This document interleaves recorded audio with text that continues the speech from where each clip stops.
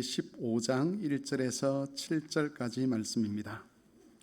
창세기 15장 1절에서 7절까지 말씀을 같이 교독을 하겠습니다.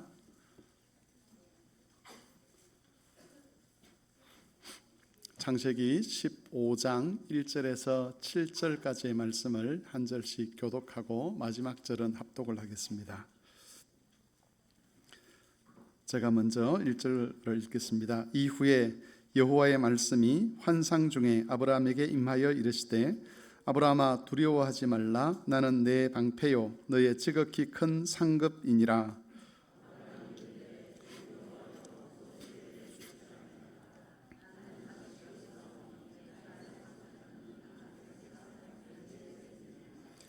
아브라함이 또 이르되 주께서 내게 씨를 주지 아니하셨으니 내 집에서 길린 자가 내 상속자가 될 것이니이다.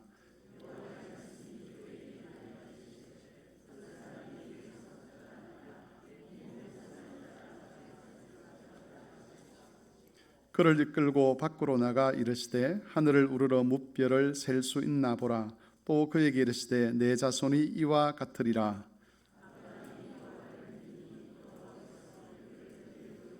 같이 읽겠습니다.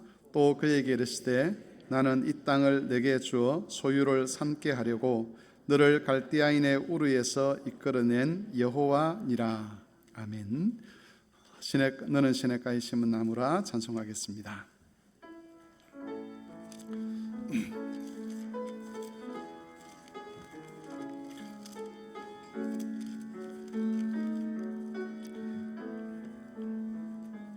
너는 시냇가에 심은 나무라. 하나님의 사랑 안에 믿음 뿌리 내리고 주의 뜻대로 항상 살리라.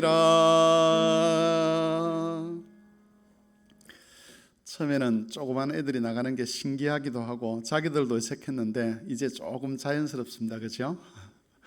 우리 아이들이 가서 하나님 말씀을 잘 배울 수 있도록 기도해 주시기를 바랍니다. 오늘은 킹덤 스토리 제8과 하나님 나라의 토대는 믿음이라는 것에 관해서 살펴보도록 하겠습니다. 우리가 읽었던 본문은 창세기 15장 1절에서 7절까지 말씀이지만 전체적인 내용은 13장 또 14장 15장 이렇게 내용을 가지고 오늘 말씀을 같이 배워보도록 하겠습니다. 첫 번째는 아브라함을 복되게 하시는 여호와입니다. 창세기 13장의 핵심적인 내용은 아브라함의 조카 롯이 아브라함을 떠나는 장면입니다. 아브라함은 자기 조카 롯을 자기의 후계자로 생각을 했습니다. 자기와 아내 사이에 자녀가 없기 때문에 하나님께서 약속하셨던 그 자손에 대한 복, 그리고 큰 민족을 이루어서 이방 세상에 복이 되도록 하시겠다는 그 하나님의 약속이 롯을 통해서 이루어질 것이라고 그렇게 기대를 했다는 것이지요. 그래서 자기가 가는 모든 곳에 롯을 데리고 다니면서 자기 아들처럼 그렇게 취급을 했습니다. 하지만 롯은 그런 아브라함을 스스로 떠나게 됩니다. 롯이 아브라함을 떠났던 충분한 이유가 있었습니다. 롯에게도 재산과 목자들이 있었고 아브라함에게도 재산과 목자들이 있었는데 그들 사이에 다툼이 생기니까 롯이 아브라함을 떠나겠다라고 하고 자기가 선택해서 그 길을 떠납니다. 롯이 선택한 곳은 소알 땅이었습니다. 소알이 소돔과 고모라가 속해 있는 그 요단들이었는데 그 요단들에 대해서 성경은 뭐라고 표현하느냐 하면 물이 넉넉하고 좋은 곳이어서 여호와의 동산 같았다 그렇게 표현을 하고 있습니다. 여호와의 동산은 어디를 말하는 거죠? 에덴 동산을 말하는 겁니다. 에덴 동산 같았다 이 말은 그만큼 사람 살기에 좋았다 이런 의미가 있습니다. 롯이 선택한 곳은 사람 살기에 정말 좋은 땅이었습니다. 그런데 그 땅은 음란한 땅이기도 했습니다. 가나안의 원주민들이 거기 살면서 가장 음란하고 가장 악한 지역으로 평가받던 곳이 바로 롯이 선택했던 그 요단, 그리고 거기에 소돔과 고모라가 있었습니다.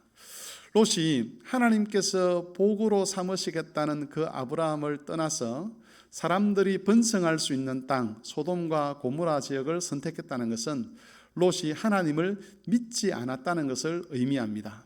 하나님께서는 아브라함을 통해서 내가 복을 주겠다, 아브라함이 복이 될 것이다 라고 했는데, 롯은 하나님이 말씀하신 아브라함을 통해서 복을 얻는 것이 아니라 이 요단들과 같은 소돔과 고모라 같이 문화가 번성하고 사람들이 부귀와 영화를 누리는 그런 세상적인 방법으로 복을 누리려고 했다는 것이지요. 롯이 떠난 것은 우연적인 일이 아닙니다. 하나님께서는 간섭하셔서 롯과 아브라함을 분리시키죠. 롯의 믿음 없음이 아브라함을 떠나는 것을 통해서 나타납니다. 우리는 종종 이단들이나 또는 교회를 떠나는 사람들에 대해서 이러저러한 여러 가지 생각들을 가지게 되는데, 하나님께서 특별히 이단들이 교회에서 갈려나갈 때 뭐라고 평가를 하시느냐 하면, 그들이 떠난 것은 원래부터 하나님의 자녀가 아니었음을, 원래부터 교회 공동체에 속한 자가 아니었음을 스스로 증명하는 것이다, 그렇게 이야기를 합니다. 그리스도의 진리의 말씀을 부정하고 떠나는 그 사람들이 어떤 문제가 있어서 그때 문제가 생긴 것이 아니라 사실은 원래부터 하나님의 백성이 아니었는데 그 하나님 백성 아닌 것을 스스로 증명을 합니다. 무엇을 통해서? 진리의 말씀을 부정하는 것을 통해서 스스로 증명하는 것이죠. 회개를 해야 될 자리에서 회개를 거부한다든지, 신앙 고백을 해야 될 자리에서 신앙 고백을 거부한다든지, 그런 식으로 떠나버리는 겁니다. 예수님께서 이 땅에 오셨을 때에 서기관들과 바리새인들이 예수님을 배척했습니다. 여러분, 예수님을 배척했다는 말이 무슨 뜻이겠습니까? 예수님의 말씀을 들으려고도 하지 아니하고 믿으려고도 하지 아니하고 예수께서 회개를 요청할 때에 회개하려고도 하지 않았다는 뜻입니다. 이게 적극적인 저항도 있지만 소극적인 저항도 있죠. 롯의 경우에 아브라함을 복으로 삼으시려고 하는 하나님의 뜻에 소극적으로 저항하는 겁니다. 하나님이 아무리 아브라함을 통해서 복을 말씀하시지만 나는 그 아브라함을 통해서 얻는 복이 아니라 이 소돔 고모라 땅에서 이 사람들이 얻는 이런 복을 따라 살겠습니다라고 선택함으로써 하나님의 말씀을 부정하는 건데, 그게 바로 스스로 하나님의 복에서 자기를 잘라내는 겁니다. 마치 서기관들과 바리새인들이 예수님의 말씀에서 스스로를 잘라내서 떠나버리듯이, 또 그 이후에 이단들이 그리스도의 말씀이 증거되는 교회에서 스스로 나와서 자기를 잘라내고 떠나버리든지, 그런 식으로 해서 떠나버리는 것, 이건 자기가 믿음 없는 자인 것을 스스로 증명하는 그런 일이 된다는 겁니다. 창세기 14장에 보면 전쟁 이야기가 나옵니다. 롯이 속해 있었던 그 소돔과 고모라를 중심으로 한 연합군, 그리고 가나안 땅에 있던 그런 가나안 왕국의 연합군들 사이에 전쟁이 일어납니다. 아브라함을 떠나서 복을 누리려고 했던 이 롯이 소돔과 고모라 땅에 살고 있을 때 이 전쟁에 휘말리면서 재산을 잃고 생명을 빼앗길 위험에 처하게 됩니다. 잘 살기 위해서 하나님의 언약이 있는, 하나님의 약속이 있는 아브라함을 떠났는데 그 떠난 것 때문에 오히려 더 큰 위험에 처하게 되는 것이죠. 그때 롯을 구원한 것은 소돔 고모라 땅의 그 번성함이 아니었습니다. 그것은 하나님의 복의 약속을 가지고 있는 아브라함이었습니다. 아브라함을 통해서 롯은 하나님의 구원을 얻었습니다. 이제 이렇게 되면 롯이 생각을 한번 좀 해봐야 합니다. 내가 어디에 붙어 살 것인가, 무엇을 복으로 여기고 살 것인가를 한 번쯤은 생각해 봐야 되는데, 롯은 여전히 아브라함을 떠나버립니다. 하나님께서 전쟁에서 아브라함이 이기게 하는 것을 롯에게 보여주시고, 그리고 이 아브라함을 통해서 정말 참 안식과 구원이 가능하다는 것을 분명히 보여주셨음에도 불구하고 롯은 하나님의 계시를 받아들이지 않습니다. 여전히 소돔과 고모라 땅을 선택하는 것이죠. 그리고 그 결과 소돔과 고모라의 악에 롯이 물들게 되고, 나중에 그 도시들이 심판을 받을 때에 아내를 잃어버리는 불행한 결과에 이르게 됩니다. 무엇보다도 롯의 딸들은 소돔 고모라 사람들처럼 아주 악한 사람이 되는데 그 악의 가치에 현혹되어서 나중에 아버지에게 술을 먹이고 그 아버지와 잠자리를 같이 해서 그 후손들을 이어가는 참 이상한 일을 이 딸들이 벌이게 됩니다. 우리도 세상에서 살아가다 보면 참 복이신, 복으로 계시하신 예수 그리스도에게 붙어 있기보다는 세상적인 방식으로 성공과 번영을 이루고 싶어 할 때가 많습니다. 오늘 본문의 13장에 등장하는 이 아브람, 또 14장에 등장하는 이 아브람은 예수 그리스도를 예표하는 인물로서 역할을 합니다. 누가 진짜 복이냐는 거죠. 하나님의 약속을 가지고 있는 그분이 진짜 복입니다. 그분에게 붙어 있을 때, 그분과 함께 할 때에 하늘의 복을 누리게 되고 하늘의 안식을 누리게 되는데, 사람들은 그 약속보다는 눈에 보이는 실질적인 복을 더 추구하게 됩니다. 그리고 그 결과 결국은 하나님 앞에서 망하는 결론에 이르게 되는 것입니다.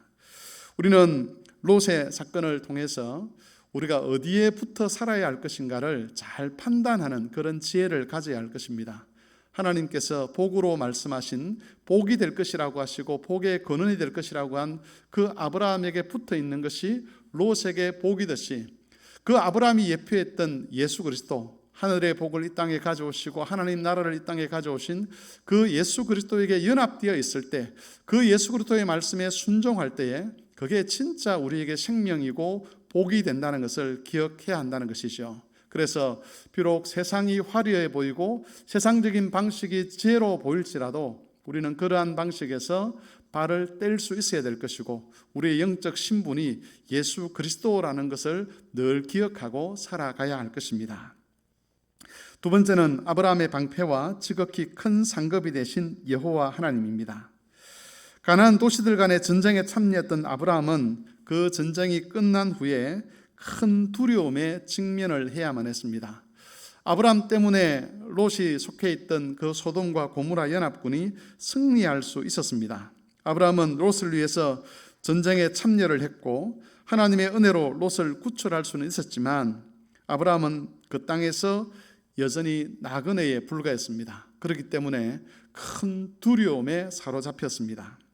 만일 가나안 연합군들이 전력을 재정비해서 다시 아브라함을 공격한다면 그걸 막아낼 힘이 아브라함에게는 없었습니다. 이에 더해서 전쟁 이후에 롯이 다시 아브라함을 떠나버린 것은 아마 아브라함에게 큰 상심이 되었을 것입니다.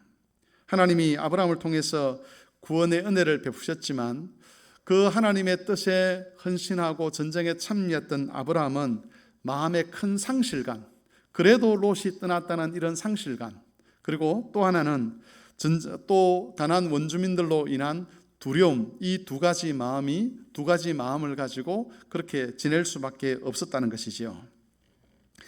아브라함이 이런 상심한 마음과 두려움을 가지고 있을 때에 하나님께서 아브라함을 찾아오셔서 말씀하십니다. 그것이 창세기 15장 1절입니다. 하나님은 이렇게 말씀하십니다. 아브라함아, 두려워하지 말라. 나는 내 방패요 지극히 큰 상급이니라.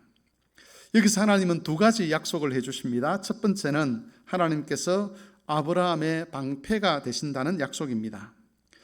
아브라함이 두려워했던 이유는 가나안 연합군들의 공격을 막아낼 힘이 자신에게 없다고 보았기 때문입니다. 자기가 가지고 있는 군사력은 장정들, 집에서 길러온 장정들 한 380명 정도밖에 되지 않았습니다.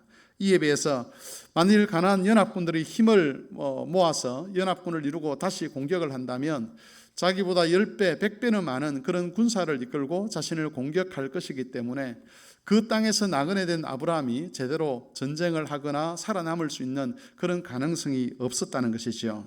모든 것을 잃어버릴 수밖에 없는 그런 환경에 자기가 처해 있었다는 것을 아브라함이 직감한 겁니다. 롯을 구출하기 위해서 전쟁에 참여할 때는 그 하나님의 뜻을 따라 전쟁에 참여를 하긴 했지만 또 하나님의 은혜로 그 전쟁에서 말도 안 되는 그런 방식으로 승리를 하긴 했지만, 그러나 정신을 다시 한번 차리고 보니 자기가 처해 있는 상황이 모든 것을 잃어버릴 수밖에 없는 그런 상황이더라는 겁니다. 그 상황 속에서 아브라함이 두려워합니다. 이 두려움 앞에서 하나님은 군사력이 너의 방패가 아니라 내가 너의 방패다라고 말씀해 주시는 겁니다. 하나님은 자신을 여호와로 계시를 하셨는데 이 여호와라는 말은 언약의 신실한 하나님이다 이런 뜻입니다. 옛날에 이렇게 말씀하신 그 하나님이 지금도 똑같은 방식으로 너와 언약을 맺고 있다 이런 걸 강조하실 때 하나님은 자신을 여호와로 그렇게 소개를 하십니다. 하나님이 아브라함에게 맹세하신 것은 아브라함을 큰 민족이 되게 하고 복이 되도록 하시겠다는 것인데 만일 가나안 연합군들이 쳐들어와서 아브라함의 신변에 문제가 생긴다면 하나님의 약속이 제대로 지켜질 수가 없는 거지요. 그러면 하나님은 신실한 분이 될 수가 없습니다. 그래서 하나님께서 여전히 여호와이기 위해서는 아브라함을 반드시 지켜내야만 하는 그런 의무가 하나님에게 있는 겁니다. 그 의무는 하나님께서 자신에게 스스로 부과한 의무입니다. 나는 반드시 아브라함을 지켜내겠다. 하나님께서 이렇게 자신에게 의무를 부여하셨다면 여러분 하나님께서 어떤 것으로 어떤 능력으로 그것을 지켜내겠습니까? 하늘과 땅의 모든 권세를 가지고 그리고 창조주로서 가지고 계시는 모든 권리와 힘을 가지고 아브라함을 거기서부터 지켜내시는 것이죠. 이것이 하나님께서 여호와로 자신을 소개하면서 아브라함에게 내가 너의 방패가 되겠다라고 말씀하시는 의도입니다. 여러분 여호와께서는 아브라함에게만 방패가 되시겠습니까? 우리는 그 아브라함의 믿음을 따라서 함께 하나님의 백성으로 부름받은 사람이고 아브라함을 우리의 믿음의 조상이라고 부르는 사람들입니다. 하나님이 아브라함에게 방패가 되시겠다고 하신 그것은 아브라함 한 개인뿐만 아니라 아브라함과 함께 하나님을 믿는 모든 그의 후손들과 같이 맺으시는 언약입니다. 그래서 하나님께서 아브라함에게 방패가 되시겠다고 한 이 약속은 오늘날 우리에게도 동일하게 적용하는 겁니다. 만일 하나님께서 우리를 이 땅에서 잃어버리신다면 그것은 하나님의 책임이 된다는 거죠. 이건 참 우리에게는 황송한 말씀입니다. 하늘과 땅의 모든 권세를 가지고 하나님은 우리 영혼을 지켜내십니다. 그것이 마귀의 공격이든 죄의 유혹이든 또 세상의 어떤 것이든 하나님은 우리의 방패가 되셔서 우리 영혼을 지켜내시고 우리로 하여금 하나님의 영광에 이를 때까지 우리의 보호자가 되셔서 그 일이 절대로 실패하지 않도록 하시겠다는 그런 약속을 해 주셨다는 겁니다. 그러므로 어려운 일이 있거나 힘든 일이 있거나 그럴 때에 방패 되시는 여호와 하나님을 의지하시고 하나님을 향하여 호소하시기를 바랍니다. 좀 황송한 말씀이지만 여러분의 권리를 주장하시기를 바랍니다. 하나님, 주께서 제게 믿음을 주시고 하나님 백성으로 삼으시고 하나님 스스로 나를 지키시며 방패가 되시겠다고 약속하셨으니 하나님 그 능력을 따라서 나를 지켜주십시오. 우리를 지켜주십시오라고 우리의 믿음 안에서 언약 안에 있는 그 권리를 하나님께 요구할 수 있다는 것을 우리가 기억했으면 좋겠습니다. 두 번째로 하나님이 아브라함에게 하신 약속은 지극히 큰 상급이 되시겠다는 말씀입니다. 가나안 연합군과의 전쟁에서 승리했지만 아브라함은 아무것도 얻지를 못했습니다. 위험을 감수한 전쟁이었지만 롯은 여전히 약속을 부정했고 아브라함은 다시 혼자가 되었습니다. 이런 상황에서 여호와께서는 자신이 아브라함의 상급이 되신다라고 말씀하고 있습니다. 믿음에 따른 아브라함의 수고가 어떤 경우에도 헛되지 않도록 하시겠다는 그 말씀입니다. 하나님의 뜻을 따라 전쟁에 참여했고 그 전쟁에서 생명의 위협을 무릅쓰고 롯을 구출해내고 그리고 소돔과 고모라 성을 중심으로 한 그 사람들의 재산을 다 지켜냈지만 아브라함에게 아무것도 남은 것이 없지요. 그렇게 될 때에 사람들은 이런 생각을 할 수 있습니다. 내가 하나님께 헌신하는 것이 무슨 유익이 되겠는가? 내가 하나님을 믿는 믿음 때문에 이런 식으로 생각하고 저런 식으로 결단하는 것, 이게 사람들이 알아주지도 않는데 내게 남는 것이 아무것도 없는데 내가 무엇 때문에 이런 수고를 감당해야 되는가, 이런 자괴감이 들 때가 많습니다. 목사로서 살아갈 때도 그런 자괴감이 들 때가 있고요. 아마 여러분들이 성도로 살아갈 때도 그런 자괴감이 들 때가 많을 겁니다. 이게 다 무슨 소용인가? 사람들이 몰라주는데, 사람들이 알아차리지도 못하는데 굳이 내가 왜 이걸 참고 있어야 되고, 왜 이런 헌신을 해야 되고, 왜 이런 식으로 내가 결단하고 살아야 될 것인가 하는 그런 마음이 들 때가 있다는 거지요. 그때 하나님께서 하시는 말씀이 내가 너의 상급이다. 그것도 그냥 상급이 아니라 지극히 큰 상급이다. 그렇게 말씀하신다는 겁니다. 하나님이 갚아주신다는 것이지요. 여러분, 사람에게서 우리가 기대할 수 있는 것이 무엇이겠습니까? 우리가 어떤 일을 했을 때 사람으로부터 받을 수 있는 보상의 크기가 얼마나 하겠습니까? 사람에게서 기대하는 것들이 혹 이 땅에서 가치 있는 것이라 할 수는 있겠지만, 그러나 하나님께서 우리의 상급이 되시겠다는 것과 비교를 해보면 우리가 사람의 인정을 받고 사람으로부터 받을 수 있는 보상은 지극히 미미한 것일 수밖에 없습니다. 하나님은 아브라함에게 내가 지극히 큰 상급이 되겠다, 그렇게 말씀하셨습니다. 이것은 하나님이 갚아주실 그 상급의 영광스러움을 나타내는 거죠. 보통 우리가 어떤 것을 강조할 때에 한 번 정도 앞에 수식어를 붙여서 강조할 수 있습니다. 내가 큰 상급이 되겠다, 이 정도 이야기한다 그러면 그 상급의 크기를 우리가 어느 정도 이건 다른 평소에 우리가 받을 수 있는 그런 상급이 아니라 정말 큰 상급일 거야 라고 짐작 그렇게 생각할 수 있는데, 특별히 하나님께서 두 번씩이나 어떤 수식어를 써서 지극히 큰 상급 이럴 때는 이건 우리가 헤아릴 수 없는 하나님의 그 영광스러움을, 신적인 영광을 나타내는 그런 의미로 사용된다는 것을 알아야 합니다. 하나님께서 우리의 삶을 주목해 보시는 것이죠. 우리가 믿음을 따라 행한 결단들, 믿음을 따라 행한 헌신들, 믿음을 따라 행한 모든 수고들, 그것들을 은밀한 중에 계신 하나님이 지켜보십니다. 사람들은 몰라줄 수 있습니다. 내가 이렇게 오래 참는 것, 내가 견뎌내는 것, 내 마음의 서운함을 견뎌내는 것, 내 감정을 폭발시키지 않는 것, 내 감정을 드러내지 아니하고 오해를 감수하는 것, 사람은 알 수가 없습니다. 사람 마음에 들어갈 수가 없지 않습니까?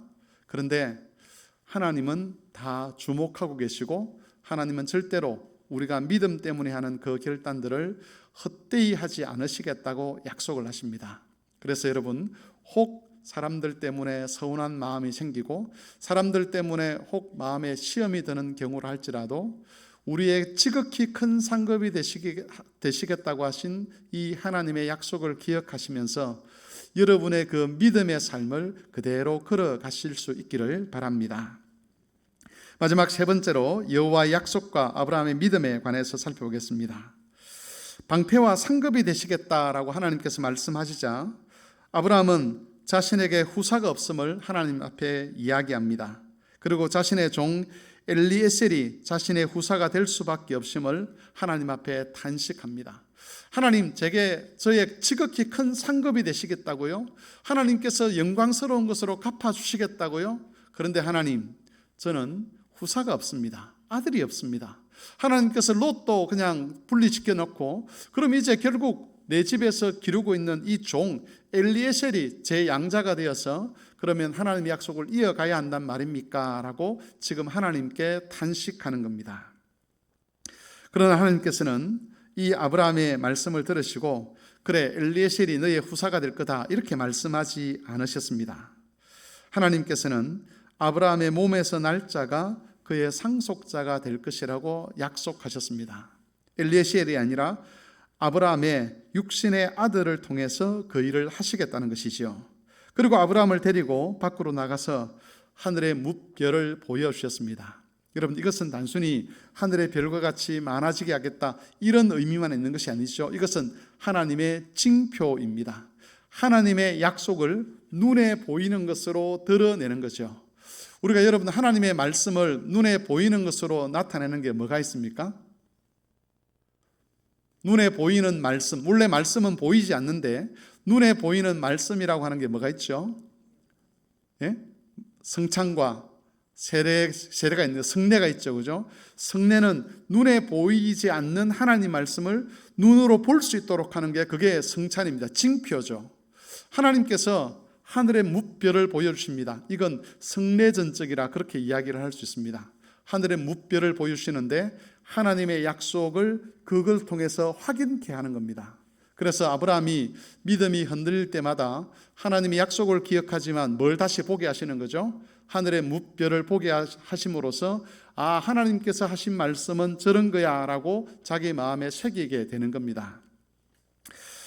아브라함은 이 하나님의 말씀을 믿었습니다. 상황이 바뀐 것은 아무것도 없었습니다. 자신의 아내 사레는 여전히 임신하지 못하는 상황이었고, 또 아브라함 자신은 아브라함이 늙어가는 것이 중단되지도 않았습니다. 하나님의 약속과 현실 사이에 건널 수 없는 큰 간격이 있었습니다. 그럼에도 아브라함은 자신을 부르신 하나님의 그 말씀을 믿었습니다. 상황을 보면 절대로 이루어질 수 없을 것 같은 그런 상황입니다. 하나님의 말씀이 있지만 자기를 통해서 아이가 태어난다는 것은 사례를 통해서도 안 될 것 같고 자기를 통해서도 안 될 것 같습니다. 그래서 아브라함이 하나님의 약속을 부정할 수 있는 거죠. 그런데 아브라함은 하나님 약속을 믿었습니다. 모든 것은 다 하나님 약속을 부정하지만, 그러나 하나님이 그렇다고 말씀하셨기 때문에 나는 하나님 약속을 믿겠다라고 하는 겁니다. 그래서 여러분, 거기에 보면 제가 로마서 4장 18절 말씀을 적어 놓았는데, 아브라함은 바랄 수 없는 중에 바라고 믿었다, 그렇게 됩니다. 제가 영어도 거기 적어 놨습니다. In hope, against hope. 사실 여기에 이제 against all hope 이렇게 하는 게 맞습니다. 아브라함은 믿음, 소망을 가지고 있었다는 겁니다. 근데 어떤 상황에서 소망을 가지고 있었냐면, 모든 상황이 그 소망을 부정하는, 그 소망이 이루어지지 않을 거라고 말하는 그런 환경 속에서 아브라함은 하나님께 대한 믿음을 가지고 있었습니다. 하나님이 말씀하셨기 때문에, 그 하나님은 창조주시고 그 하나님은 온 세상의 주권자이시고 그 하나님은 여호와 하나님이시기 때문에 자신이 말씀하신 것은 반드시 지킬 거야 라는 그 믿음으로 아브라함이 현실이 어떠함에도 불구하고 하나님 말씀을 믿었다는 겁니다. 나중에 하나님께서 이삭을 제물로 바치라고 할 때에 아브라함이 기꺼이 이삭을 제물로 바치려고 합니다. 그때 아브라함이 어떤 마음으로 자기 아들 이삭을 제물로 바치려고 했는가에 대해서 창세기 4장 17절에 로마서 4장 17절에 기록되어 있습니다. 아브라함은 여호와께서 죽은 자를 살리시고 없는 것을 있는 것 같이 부르시는 하나님이다, 그렇게 믿었습니다. 혹 내가 이삭을 죽여도 하나님은 이삭을 통해서 천하 만민이 복을 받도록 하신다고 약속하셨기 때문에 다시 이삭을 살려내실 거야, 이 믿음으로 이삭을 드렸다는 겁니다. 여러분, 아브라함이 보였던 이 믿음은 그 이후에 모든 하나님 백성들에게 공통적으로 나타나는 믿음입니다. 이로 인해서 우리는 아브라함을 믿음의 조상이라고 부르죠. 아브라함의 믿음이 훌륭했다, 그래서 아브라함이 믿음의 조상이다, 이것이 아니라 하나님이 아브라함에게 믿음을 주셨는데 그 믿음은 죽은 자를 살리시는 하나님을 믿는 그런 믿음이었는데, 그 믿음을 누구도 가지고 있느냐 하면 바로 아브라함의 후손인 저와 여러분도 그 믿음을 가지고 있다는 겁니다. 이 믿음의 창시자는 예수 그리스도시고, 이 믿음이 실질적으로 드러나도록, 눈에 보이도록 드러나도록 한 사람이 누구냐? 아브라함입니다. 그래서 우리는 아브라함을 믿음의 조상 또는 믿음의 아버지다, 이렇게 부르는 거죠. 아브라함이 가지고 있었던 그 믿음, 성경에서 보여지는 그 훌륭할 것 같은 그 믿음을 아브라함만 가지고 있는 것이 아니라 우리 모두에게 하나님이 다 주셨다는 겁니다. 그래서 하나님은 위기의 순간에, 절망의 순간에, 어떤 갈등의 순간에 아브라함이 그 믿음을 가지고 하나님께 반응했던 것처럼 우리도 바로 그 믿음을 가지고 이 상황과 모든 순간순간 하나님께 반응하기를 원하는 겁니다. 하나님께서 기대하시는 것이죠. 우리 자신을 볼 때에, 다른 사람을 볼 때에, 우리 교회 상황을 볼 때에 과연 하나님의 약속이 이루어질 수 있을까? 우리를 하나님의 형상이 되도록 하시겠다는 하나님의 약속이 과연 이루어질 수 있을까? 나를 보아도 그 하나님 약속은 잘 이루어지지 않을 것 같고, 내 옆에 있는 그 사람을 보아도 과연 저 사람이 하나님의 형상으로 변화될 수 있을까? 확신이 들지 않지요. 그런데 하나님은 우리에게 믿음을 요구하십니다. 죽은 자를 살리시며 없는 것을 있는 것처럼 부르시는 하나님, 그런 능력의 하나님께서 반드시 약속을 이루실 것이라는 그 믿음으로 반응하기를 원하는 겁니다. 그렇게 되면 우리 자신에 대해서 절망하면서도 한편으로 소망을 가지게 됩니다. 다른 사람에게 절망하면서도 그 사람에 대해서 인내할 수 있는 힘이 생기는 겁니다. 교회 안에 살아가다 보면 때로는 갈등의 상황이 생기고 때로는 서로 다투기도 하고 그러면서 저 사람이 정말 성도인가를 의심해야 될 그런 많은 상황들이 생기지만 우리가 이 하나님의 약속의 말씀을 믿게 되면 그 사람에 대해서 인내할 수 있는 힘이 생긴다는 겁니다. 하나님께서 약속하신 대로 저 사람이 정말 하나님 백성이라면 저 사람도 하나님의 사람으로 바꾸실 거야. 저 사람도 하나님의 형상으로 변화시키시고 예수 그리스도처럼 만드실 거야. 그러면 내가 참을 수 있어. 이렇게 된다는 겁니다. 그게 자기 자신을 향해서도 마찬가지입니다. 쇠는 우리에게 많은 열등감을 불러일으킵니다. 나는 이것도 못하고 저것도 못하고 다른 사람과 비교해서 이런 문제가 생기면 괜히 움츠러들고 그러면서 영적인 자신감이 없는 그런 사람들에게 하나님께서 요구하시는 것이 믿음입니다.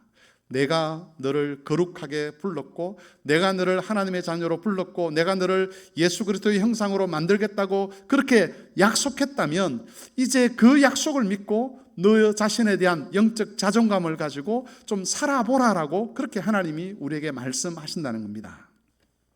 그러므로 교회 여러분, 아브라함이 하나님 약속의 말씀을 믿고 모든 어려운 상황 속에서도 하나님께서 그 약속을 이룰 것을 믿었던 것처럼 우리도 우리에게 주신 하나님의 약속이 혹 현실로 보았을 때 잘 이루어지지 않을 것처럼 보여도 하나님의 약속에 대한 믿음을 나타내시기를 바랍니다. 특별히 가족들 중에 믿지 않는 그런 가족들이 있는 분들은 이 약속의 말씀을 믿고 기도했으면 좋겠습니다. 하나님은 없는 것을 있는 것처럼 부르시는 분입니다.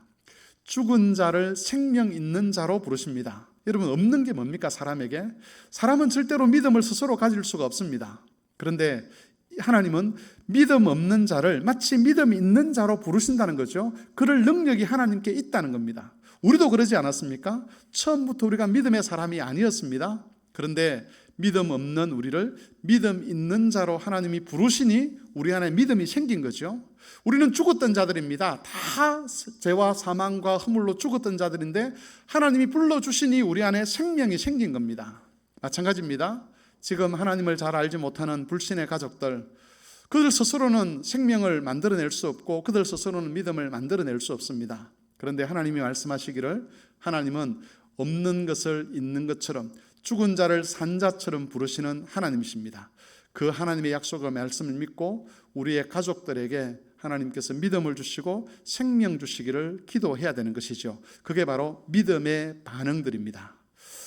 오늘은 우리가 하나님 나라의 토대는 믿음이라는 것에 대해서 살펴보았습니다. 롯은 하나님의 약속을 믿지 못하고 복이 되는 아브라함을 떠나버렸습니다. 눈에 보이는 복을 쫓아 살아갔는데 그 결과는 오히려 복이 되지 못하고 자신에게 저주가 되는 그런 결과를 가져왔습니다. 아브라함은 당장 눈에 보이는 복은 없었지만 하나님의 말씀을 믿었고 하나님의 약속을 따라 살았습니다. 그리고 그 아브라함은 복의 권원이 되었습니다. 예수 그리스도는 이 아브라함이 예표했던 인물입니다. 그래서 우리가 예수 그리스도를 복으로 여기고 그리스도 안에 머물고 그리스도 안에 있는 하나님의 약속을 믿게 된다면 없는 것을 있는 것처럼 죽은 자를 산 자처럼 부르시는 하나님의 은혜와 능력이 우리 가운데 역사하게 될 것이고 나와 우리 가정에 하나님의 모든 약속이 이루어지게 될 것입니다. 그것을 기대하시면서 믿음으로 매일매일의 삶을 이어가는 그런 교우들이 되시기를 바랍니다.